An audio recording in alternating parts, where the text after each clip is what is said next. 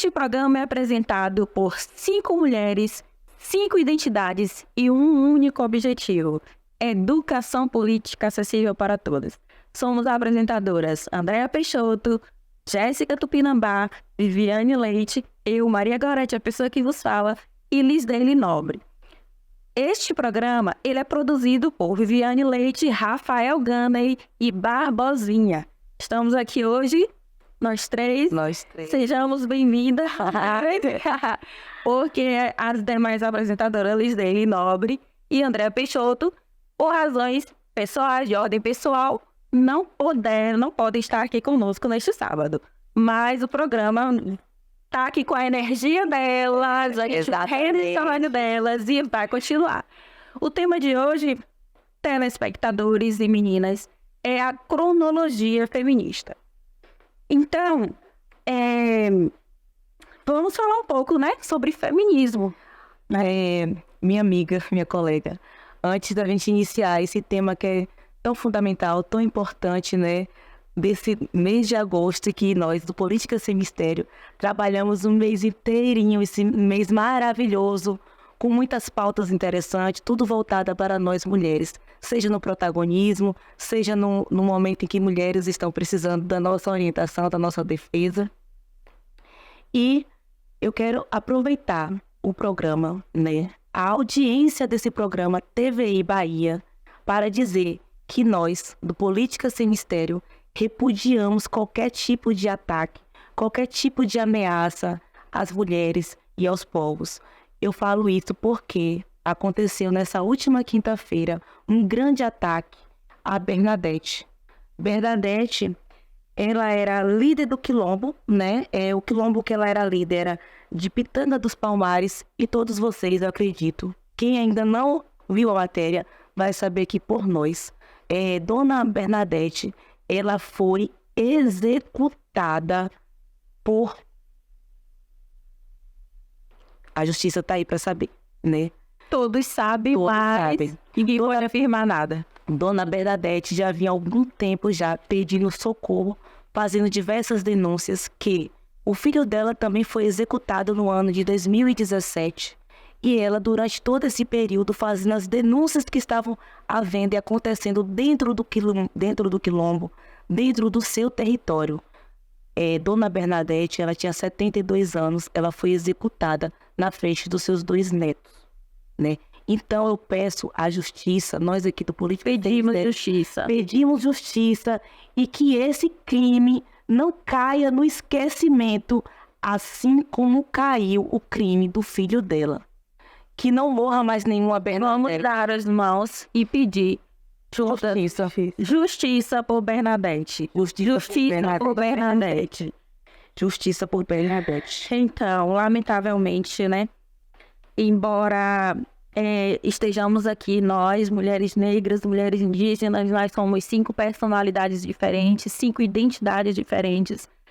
E nós, o que aconteceu encaixa exatamente com o que nós vamos falar hoje, porque apesar de nós estarmos aqui levando a vida da mulher, a saúde da mulher, a proteção da mulher ao debate público, nós ainda temos de conviver com esse tipo de ameaça, de execução, porque aquela senhora, ela foi aquela senhora que, conhecida nacionalmente, era uma personalidade, né, popular, foi executada. Então, diante disso, o nosso programa hoje vai falar sobre essa cronologia feminista. E Bernadette, ela faz parte dessa cronologia. E o nosso papel aqui é levar a informação, a política, né, a vocês, mulheres, né? Porque não é mimimi, não é vitimizar, não é repetir. Sabe por que não é repetir? Porque nós, mulheres, ligamos a televisão e todos os dias há crime contra mulheres, né? E há crime por quem reivindica e luta pelos seus direitos. Na verdade, eles tentam nos calar. E não vamos nos silenciar mais. Porque ela teve uma reportagem até que passou em um programa de televisão em que um cidadão, ele falava que ele tinha medo de ser o próximo líder, porque os líderes geralmente são mortos. E aí eu lembrei muito de Marielle Franco, que ela foi morta porque ela decidiu se levantar contra esse sistema opressivo, né? Então, vamos lutar para não sermos caladas e nem silenciadas. Exato. Estamos aqui, mulheres envolvidas na política, porque o nosso lugar é onde nós quisermos estar. Então, gente, abre aspas. Eu não quero ser igual a homens brancos e ricos. Não quero o direito de explorar e excluir. Quando falamos em igualdade e justiça, devemos olhar para quem dedicou sua vida à luta pela liberdade. Fecha aspas, essa é uma frase de Angela Davis e eu faço em homenagem a Bernadette. Os direitos políticos, meninas, rapidinho aqui que me perdi. Os direitos políticos, o sufrágio concretamente, dividiram posições entre as primeiras líderes. Algumas consideram que, como as mulheres se encontravam em condições de opressão e carentes de direitos dos quais os homens gozavam, então era necessário esperar melhores condições para que elas pudessem gozar desses mesmos direitos. Sufragismo moderno?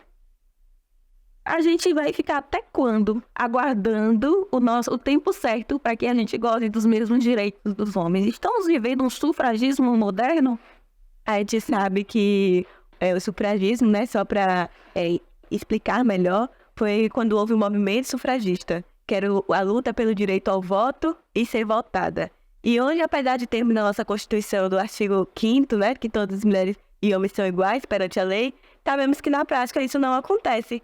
Vivemos no sufragismo moderno, sim, porque diante disso estamos lutando. Por exemplo, quando diversas mulheres pretas, negras, que não conseguem votar, principalmente quando elas embatem com o analfabetismo, elas estão enfrentando esse sufragismo, que é a luta. A gente percebe que a maior parte da população são mulheres, sim, que compõem esse número, né? E percebemos na prática que essas mulheres não conseguem votar. Exatamente, Vivi. E eu percebo também, e é nítido que a política, o formato da política do nosso país, ela foi criada para ser uma política que seja um espaço apenas para homens. Isso está bem claro na nossa cronologia aí, que a política ela foi feita um formato que ela é só feita para homens.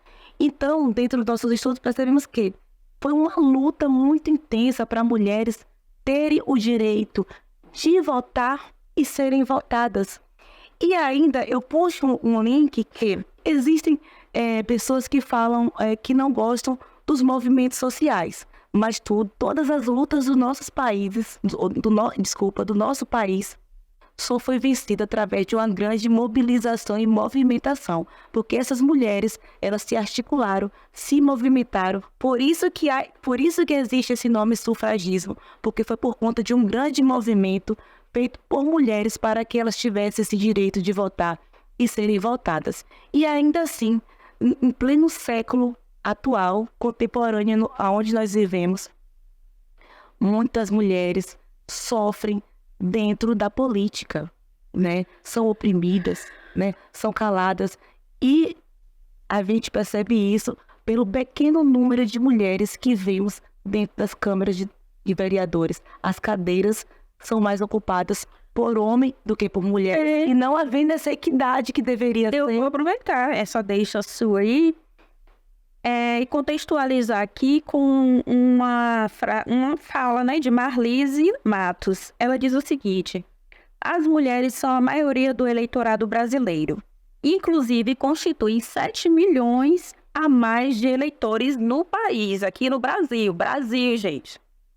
Mas estão representadas pifiamente em todas as instâncias do poder de Estado brasileiro. Gente, por que nós, mulheres, cis, trans, negras, brancas, indígenas, somos tão poucas nos postos políticos de poder? Quais são as conquistas que vocês podem identificar, podem apontar, podem fazer com que o que está nos assistindo entenda que ainda falta para a gente pelo menos está em paridade com os homens nos postos políticos, né? Nos espaços de política, nos espaços de poder. Eu acredito, Bom, que uma das principais causas é a ameaça. São as ameaças que as mulheres sofrem dentro dessas casas, né? É o assédio, né? Então eu vejo muito por esse lado da ameaça, porque a partir do momento que essa mulher tem o mesmo poder de fala, algumas dessas bancadas se sentem recuadas e se sentem amedrontadas. Então, e muitas não chegam até determinada cadeira porque lá embaixo foi feito diversos impedimentos para que ela não conseguisse acessar, né? Por que não? Existem muitos impedimentos no qual impede que essa mulher acesse uma cadeira de uma Câmara de Vereadores, por exemplo. E você, Vivi, o que você acha que ainda falta para que essa questão levantada por Jéssica, que é uma questão real, né, possa mudar, né, de fato, porque nós estamos aqui fazendo política, a gente vai às ruas, a gente faz aquele movimento todo. Já houve, se nós estamos aqui hoje, é porque houve movimentos de mulheres negras, de mulheres indígenas, de mulheres brancas, lá atrás, na nossa ancestralidade, que nos possibilitaram estar aqui. Por isso que a gente está fazendo essa cronologia feminista, né? Nós estamos aqui porque foi este movimento feminista que nos permitiu estar aqui. O que é que falta, Vivi? Eu vejo que o principal problema é o sistema hegemônico e patriarcal. O próprio sistema, ele é a gênese de tudo. Por exemplo, no ano de 1827, por exemplo, é aberto as meninas, elas são liberadas para elas frequentarem as escolas. E aí a gente percebe que tem até um livro que eu trouxe aqui, que é Os 100 anos da luta das mulheres pelo voto, que é a Diana Prestes, que ele é perfeito e que fez a gente se embasar muito para fazer esse programa. Sim. E ele fala que, por exemplo, as mulheres antigamente era só ensinadas delas nas salas de aulas as operações básicas, porque entendia que aquilo elas poderiam aplicar dentro de casa. Elas não poderiam ter aula de função, de equação, de gráficos, porque aí além do limite dela. Então, sempre era colocado um limite, sempre era colocado um padrão até onde a mulher ia. E quando ela começa a quebrar esses padrões, que começa a ser transformado. E aí a gente vê a cronologia feminista alavancando. Alavancando, exatamente. É muito interessante essa sua fala, Vivi, que eu também estava lendo e me aprofundando.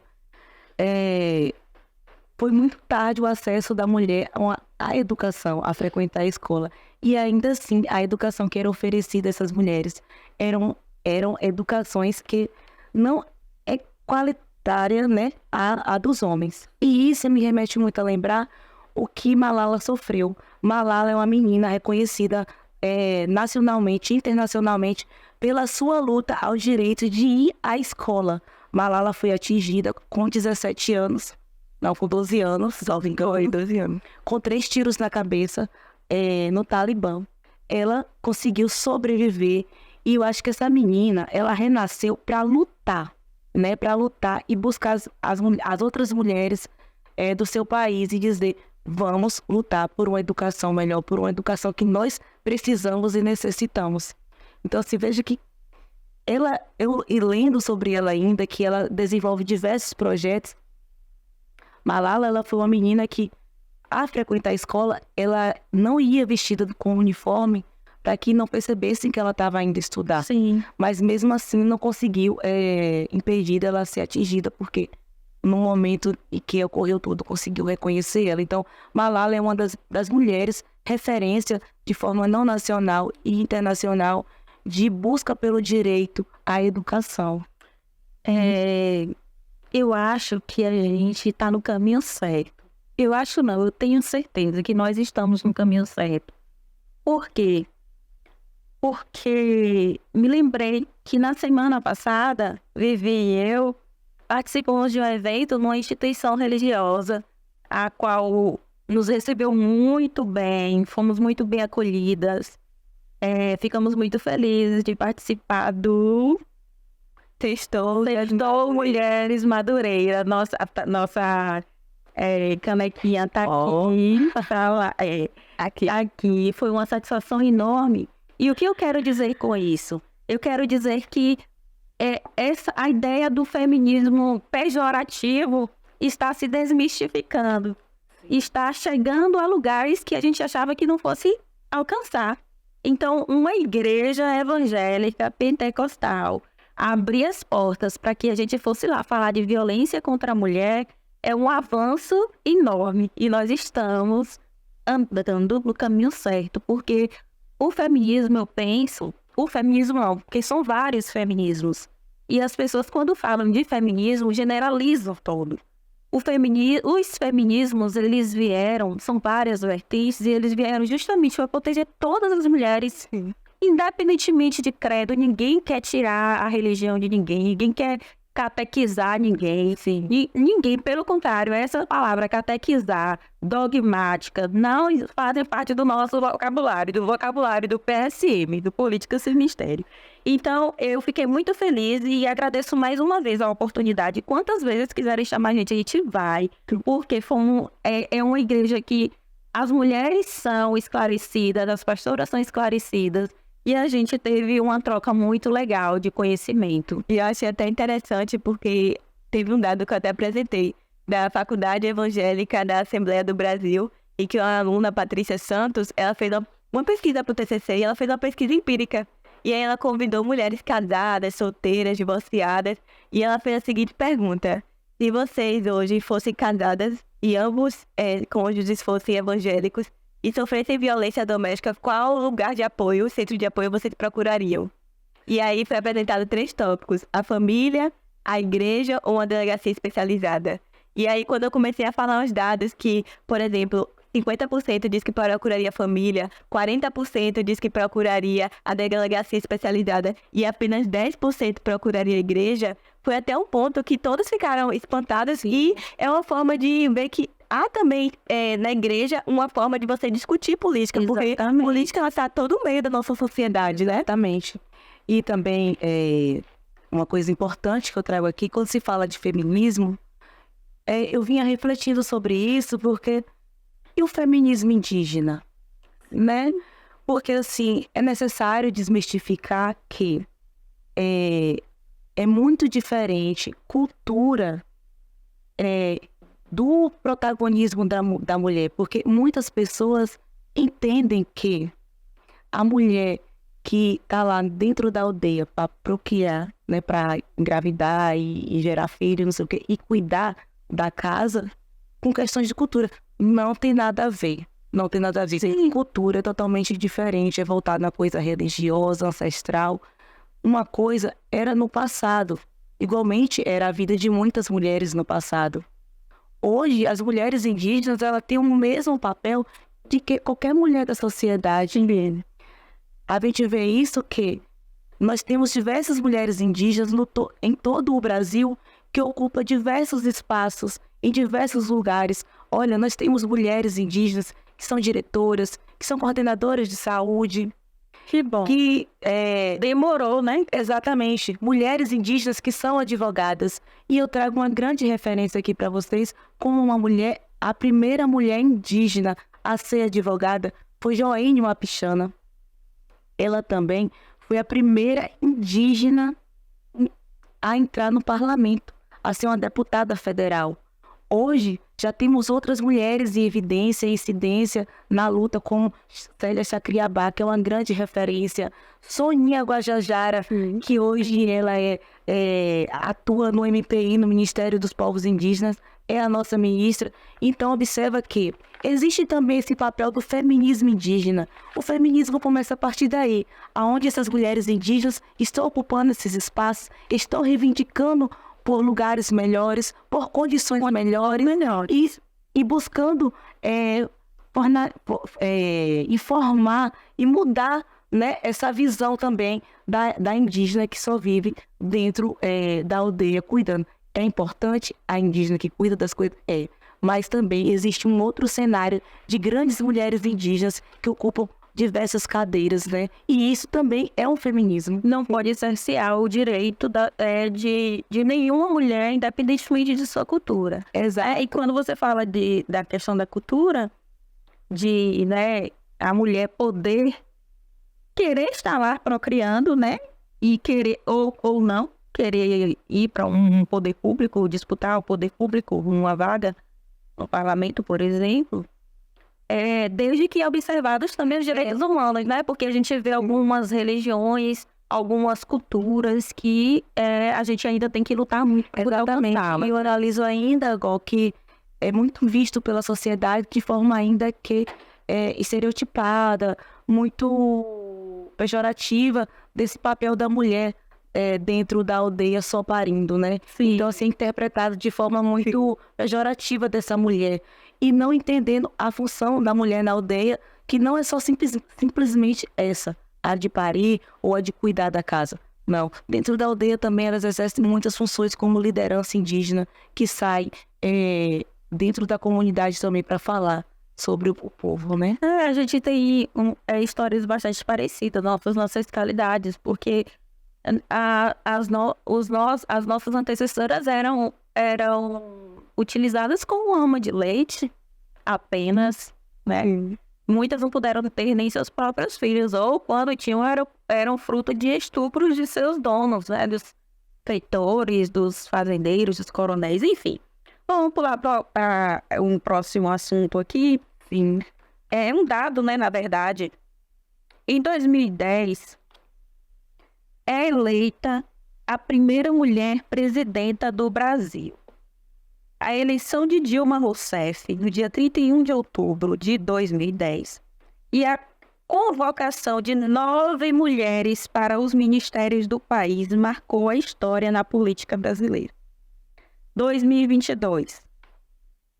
12 anos depois, bancada feminina bate recorde nas eleições. A representação das mulheres no Congresso subiu de 15% para 17% após as eleições de 2022. Além disso, outra conquista. Pela primeira vez, a bancada feminina elegeu 2 mulheres trans. Salve Érica Hilton, me representa demais, do PSOL de São Paulo, e Duda Salabarte, também que me representa demais, do PDT de Minas Gerais.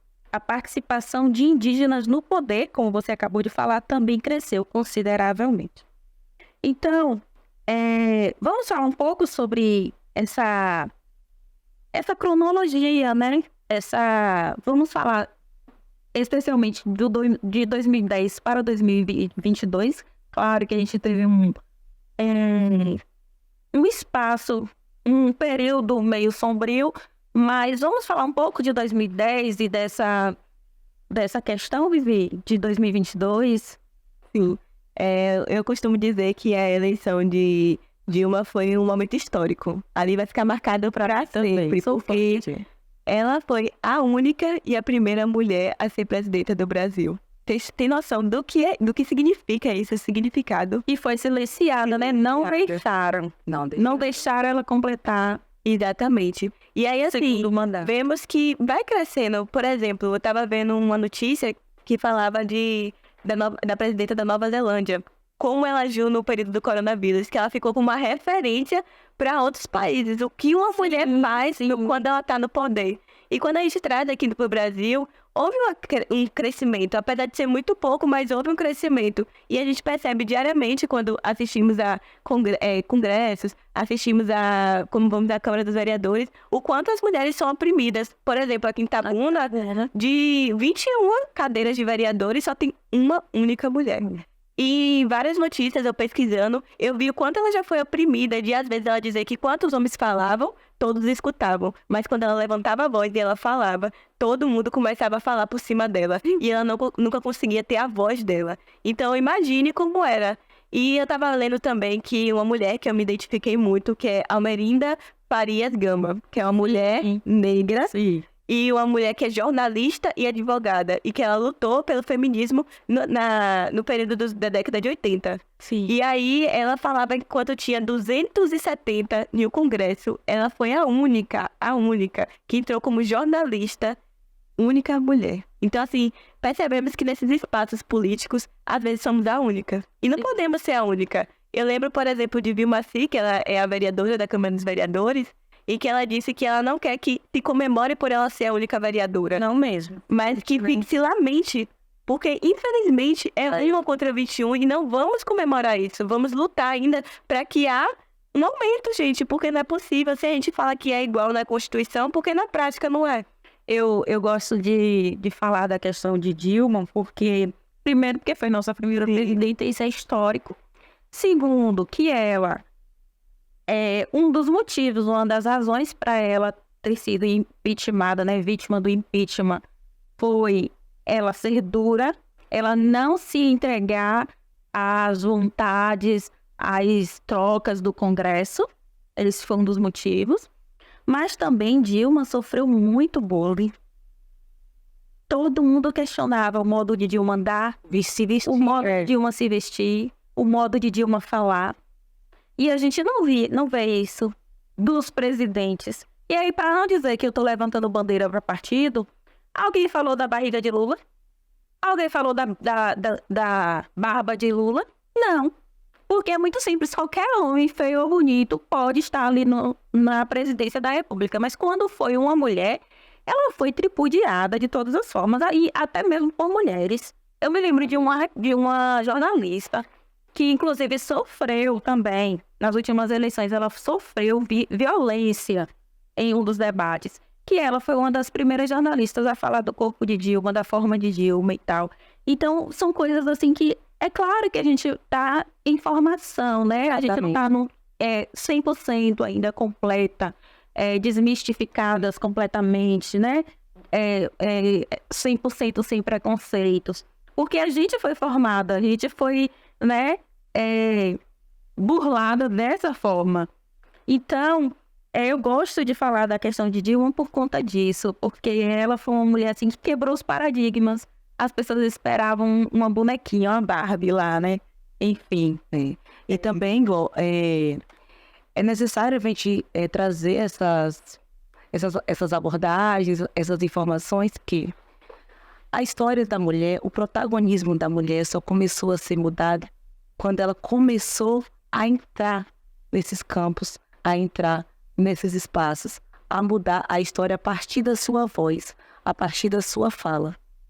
Uma fala que nós costumamos dizer muito enquanto indígena: não nos calarão, não nos silenciarão.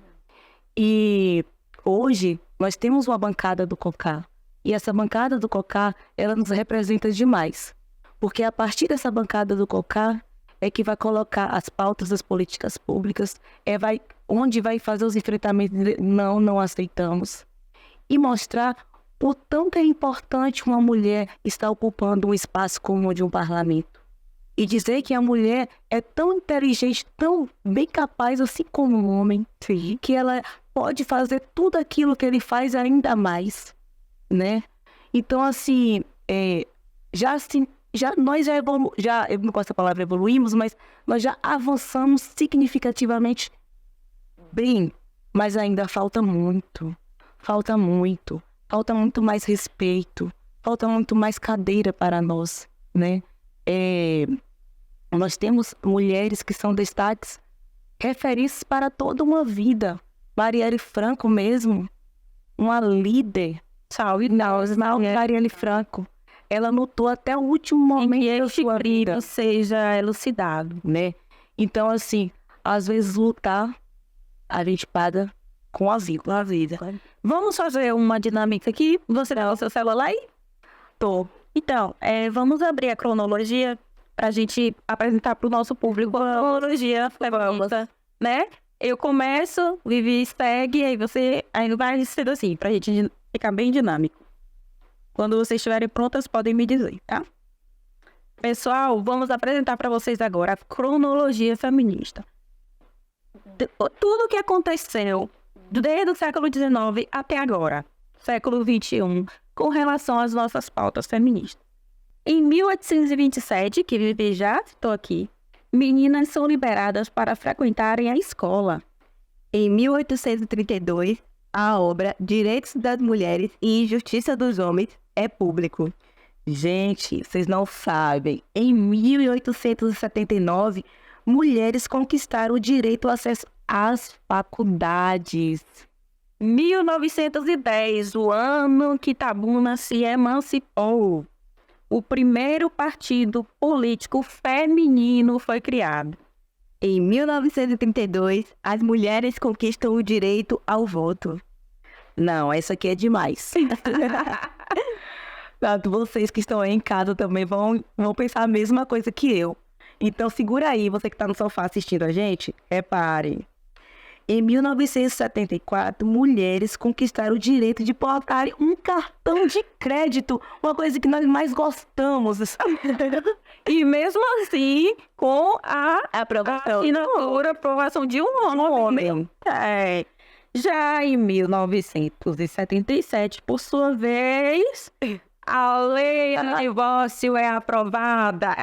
Imagine, em 1979, mulheres garantem o direito à prática do futebol. Gente, em 1979, e até hoje as meninas ainda são subestimadas, né? E precisou daquele discurso de Marta, em que ela não se identificava com os jogadores e ela queria ser uma jogadora de futebol e não se sentia representada. Poxa, é duro, né, gente? Exatamente. É duro, mas estamos falando de avanço, né, Jéssica? Com certeza. Em 1985, é criada a primeira delegacia da mulher, a DEAN.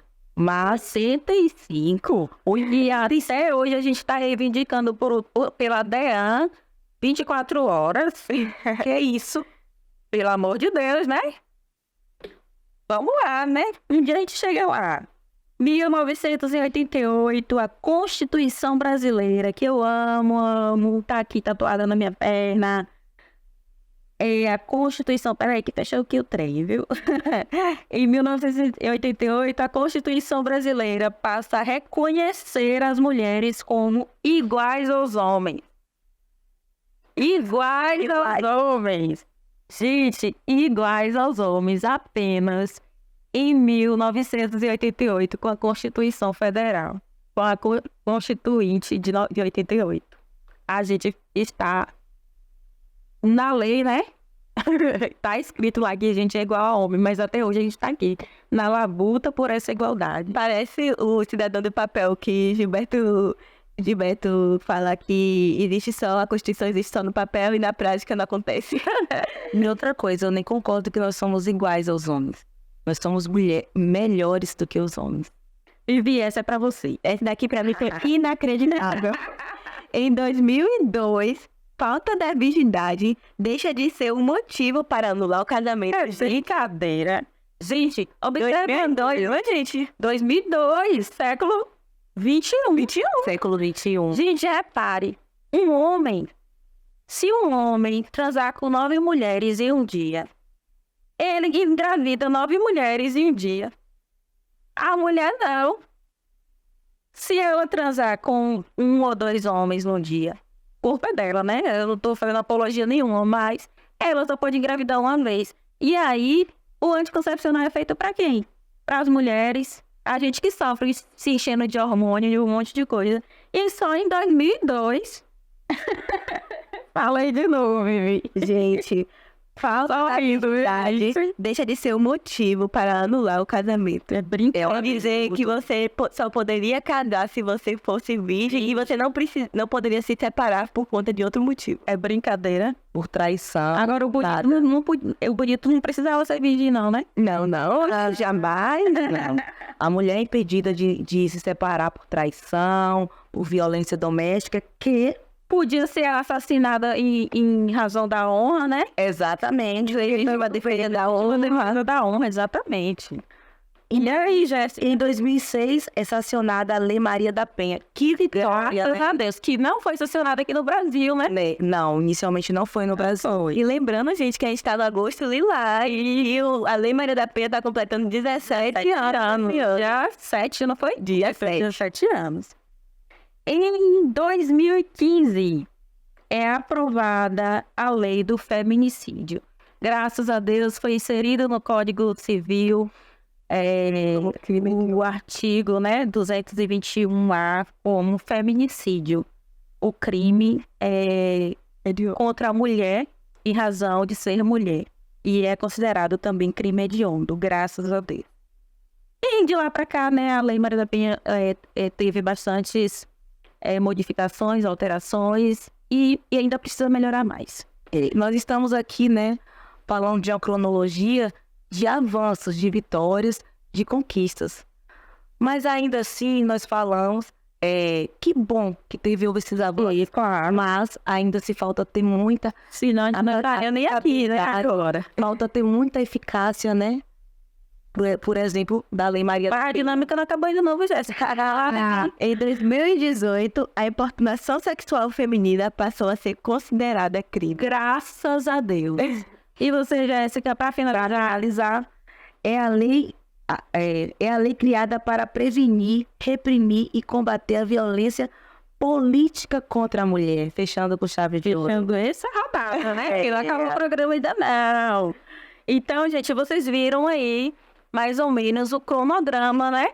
Da luta feminista. São lutas pela nossa sobrevivência, por direitos que são nossos por direito. Né? Nós estamos aqui querendo apenas ser sujeitas de direito e desmistificar o que são feminismos, que a sociedade patriarcal coloca como coisa ruim, como desvirtuar a mulher. Não. Porque existem várias pautas do feminismo, né? Da pessoa feminista. Mas muitas pessoas associam a mulher feminista a mulher que tem cabelo de baixo sovaco. Muitas pessoas falam assim, eu quero aquela mulher que tem o cabelo... Ali é feminista. Que preconceito. Que preconceito. Pois é. É falta do quê? Do conhecimento. Mulheres, né? Que tem essa fala. Não perpetuam, não busca o conhecimento, porque o feminismo, ele atua em vários campos, em várias coisas. Não está ligada a ter cabelos no sovaco ou não, a deixar o cabelo de certa forma ou não. Não é isso, gente. Vamos buscar o conhecimento. Eu lembrei até de uma fala de um colega meu que falou: você não é feminista? Quero ver você pegar e carregar pesos, ser pedreira. Aí eu olhei assim pra ele e falei bem assim... O que tem a ver? Repete, por favor, não entendi. Não entendi. E a gente costuma ouvir essas frases diariamente. Se a gente diz que é feminista, é porque queremos ser... aquele sexismo, né? Queremos ser superiores aos homens. E a gente só quer a equidade, o que é nosso de direito. Por aí, falando de equidade, ter direito ao salário igual ao homem, uma das nossas maiores brigas, né? Porque da mesma forma que um homem tem direito a receber 10 salários, a mulher também tem a mesma capacidade que ele. E hoje ainda é 20% os homens recebem a mais do que as mulheres. Vamos lá? Vamos lá. No debate? Direito ao voto, acesso à educação, igualdade no local de trabalho, direito ao divórcio, direitos reprodutivos e maior representatividade política. Fizemos esse resumo, né? Sim. Fazemos esse resumo a partir da cronologia que nós acabamos de fazer dinamicamente. Quais as pautas femininas que mais te mobilizam, Vivi? Eu costumo dizer que é a educação. Porque a educação, ela é a gênese de tudo. É libertador, é a liberdade. Quando você tem acesso a nos livros, você descobrir que você pode ser quem você quiser, que você pode fazer o que você quiser, e que seu lugar como mulher é na política, é onde você quiser. Você consegue entender todo esse sistema. E você desmistifica tudo, né? Então, para mim, você ter uma oportunidade de ter acesso à educação é você ter acesso a ter a liberdade. Liberdade de ser quem você é, independente do seu gênero. E você, Jéssica?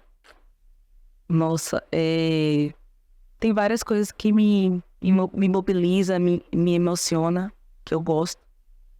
Mas um dos pilares é a educação, de fato. Sim. Né? Porque a educação, ela é a base de tudo. A educação, ela é transformadora, né? Com a educação, você abre portas, né? Então, nenhuma mulher, ela será, digamos, né, reprimida quando ela tem o acesso à educação.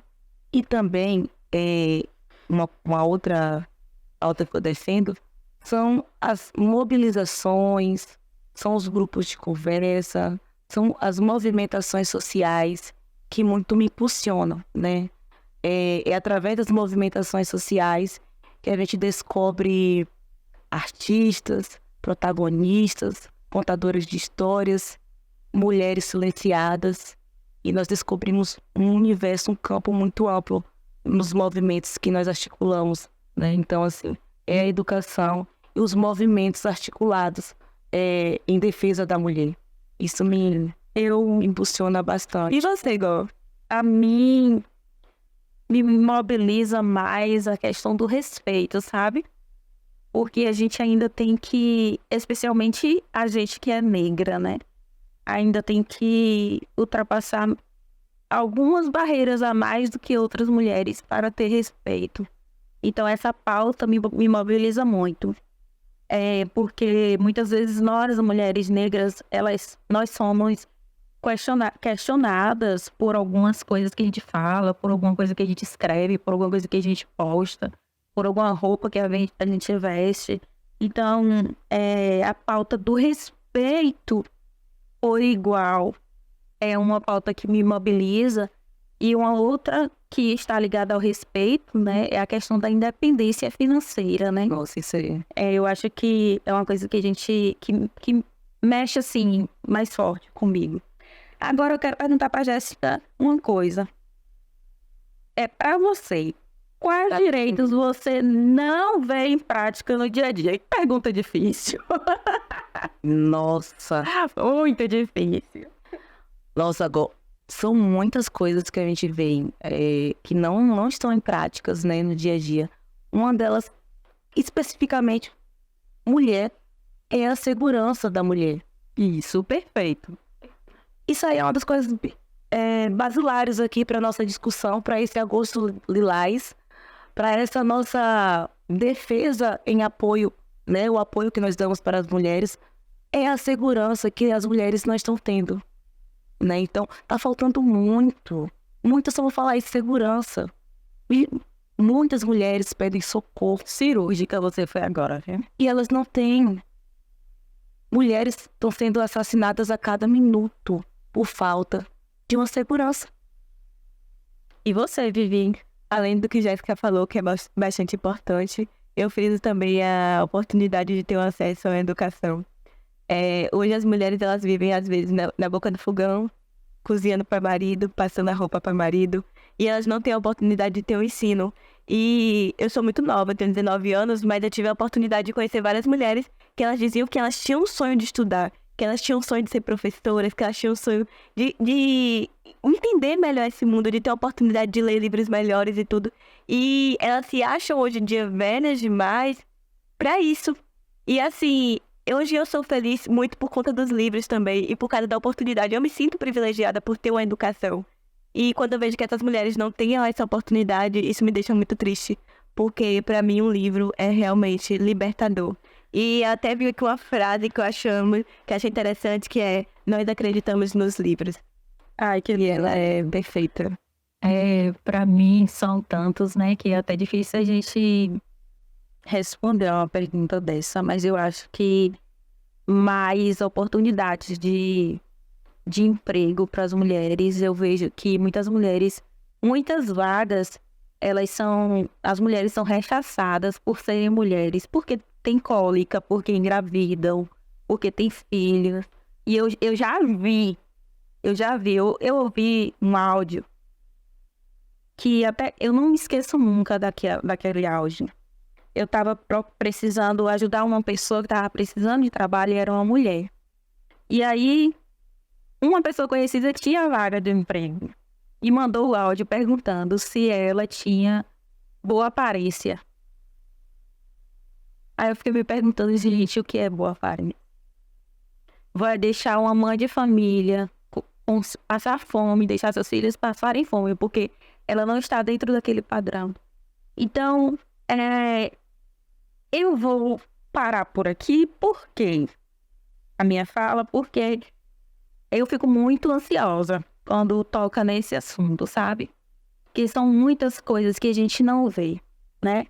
A paridade, a igualdade, né? O respeito, a segurança, que a gente vê muita insegurança. Porque falta muito, né, Jô? Também aquela questão dos apoios, né? Porque essa mulher, ela não encontra o apoio necessário para aquele período de perigo que ela corre. Isso. E que às vezes a família está fragmentada. E aonde ela vai recorrer? A quem ela vai buscar se a família dela, a base dela, os familiares já estão nos cacos? né? Eu achei interessante também, porque uma coisa que você falou, Gó, o feminismo, ele não é igual para todas as mulheres. Eu tava vendo uma coisa que é em relação à interseccionalidade. Isso. Raça, classe, religião, cor, e padrão, sempre vai ser diferente pra Gó, pra Jéssica, pra Viviane. É diferente, não temos como comparar. E aí, eu vi nesse livro de Ana Prestes uma coisa que me chamou muita atenção, em que ela falava quem foram as principais sufragistas no passado. Eram jornalistas, escritoras, professoras, advogadas, mulheres e brancas, a maioria. E aí eu fui pensar, e eu voltava no livro assim, e comecei a ler, e eu realmente... A maioria das mulheres são assim, então é diferente, não temos como dizer que é igual. E Bell Hobbs, ela fala sobre isso, Nilce Florestan fala sobre isso, Berta Lutz fala sobre isso, e várias outras mulheres que até na nossa contemporaneidade falam sobre isso, e que é importante. A própria Djamila Ribeiro, Carla Cotirene, que é nossa conterrânea. Então, gente, estamos finalizando, infelizmente. Ei. Eu tenho uma frase aqui para ler para vocês, que é isso aí que você vai falar mesmo. Abre aspas. Os homens brancos se mantêm no topo, mas há o deslocamento considerável de mulheres brancas, bem como indica o desenvolvimento de classe com mulheres brancas, pobres, sendo projetadas nos progressos sociais. No outro extremo, mulheres negras seguem historicamente na base da pirâmide social. Ineildes Calheiro. Agora fale, Jéssica, pra gente fechar o programa. Obrigada. E veio, né, aqui a refletir. Também é necessário, ainda que existam discussões, né, nas escolas, enfim, ainda eu acho pouco. No sentido da educação para as meninas, falar com mais, digamos, evidência, incidência sobre o que é o amor para jovens, né? Para esse público de adolescentes de 11, 10, 15, esse período, essa fase de adolescência. As escolas abordarem com mais incidência, evidência, ter organizações que falem mais sobre o que é o amor, porque é nesse período que elas acham que encontrou o amor. E aí começa um ciclo de violência nesse período. Meninas jovens, adolescentes engravidam, se casam, porque elas estão acreditando no amor. E eu já perdi amigas pro feminicídio porque acreditava no amor. Então, tem que buscar... Que amor é esse que mata, né? Que amor é esse? Entendeu, amiga? Então, é uma das coisas assim... Veja que amor é esse. Ressignificar o amor. Que é o... Nós estamos terminando. Infelizmente. Ai, está sensacional, tá? Estamos morrendo de saudade da nossa Linda, da nossa Bea. Mas tá massa aqui com nós três, viu? Vamos fazer nossas considerações finais nesta última rodada. Você pode até criticar o feminismo, mas não questione suas conquistas. Inclusive, é graças às lutas feministas que, hoje em dia, todas as mulheres possuem direitos igualitários em nossa sociedade e podem expressar opiniões. É graças ao feminismo que eu estou falando aqui hoje para você. E é graças ao feminismo que você está aí no seu trabalho, assistindo o nosso programa. É graças ao feminismo que você hoje pode ir ali abrir sua conta no banco sem precisar de um homem para assinar. Vivi, faça suas considerações finais respondendo para mim. O Estado utiliza de quais políticas para promover as conquistas das mulheres da luta feminista que atravessa a história? Rapaz, essa é uma pergunta complicada, viu? Ela desafiou. Mas percebemos, né, que varia conforme os governos. E as ações afirmativas que são evidenciadas para mulheres são diversas. Eu passaria horas falando aqui, mas que na prática não acontece. Então, eu vou falar para você, menina, mulher que tá me escutando do outro lado, que para mim a base de tudo mesmo é a educação. Eu torno a falar, torno a evidenciar que mesmo que você não tenha um computador, mesmo que você não tenha uma escrivania, mesmo que você não tenha nada, se você tem só um livro ou um caderno, procure se informar, procure estudar, porque transforma de você não precisar ser dependente psicologicamente de um homem, transforma em relação de você conquistar algo através dos seus estudos, transforma em relação a você ter sabedoria aonde denunciar e como denunciar. Então, a educação realmente liberta. E eu vejo que é criado políticas públicas para isso, mas na prática realmente não acontece, porque o Estado não enfatiza isso. E você, Jéssica? Quais são as políticas públicas que você vê o Estado promover para a conquista nossa, né, das mulheres, da luta feminista, que atravessa a história? Tem uma política pública específica para mulheres que te chama a atenção, que você poderia trazer aqui para o nosso público? Tem diversas políticas públicas que me chamam a atenção. Esse fato da mulher poder se ingressar na política, a mulher estar dentro desses espaços, são as organizações governamentais, no espaço do governo, que as mulheres estão com diversos programas, né, voltados para as mulheres. Então, tudo isso me chama a atenção, porque, de certa forma, vai envolvendo, né, e chamando outras mulheres, vai fazendo esse chamado, né, para essas ações, para a convocação de outras mulheres. Então, uma mulher levanta a outra. E a nossa rede aqui é uma rede que muito me chama a minha atenção e que muito eu gosto, né? Não necessariamente governamental, mas essa rede que nós construímos em apoio à mulher. Sim. Para mim, as políticas públicas de prevenção mesmo, né? A doenças, de prevenção a uma gravidez não desejada, não desejada não, mas não programada, né? Mas não e de segurança, né? Que eu acho que a gente tem, mas que precisa melhorar. E aqui finalizamos, gente. Fizemos um rápido cronograma, né? Mas eu acho que ficou muito especial, muito legal, sobre a cronologia do feminismo.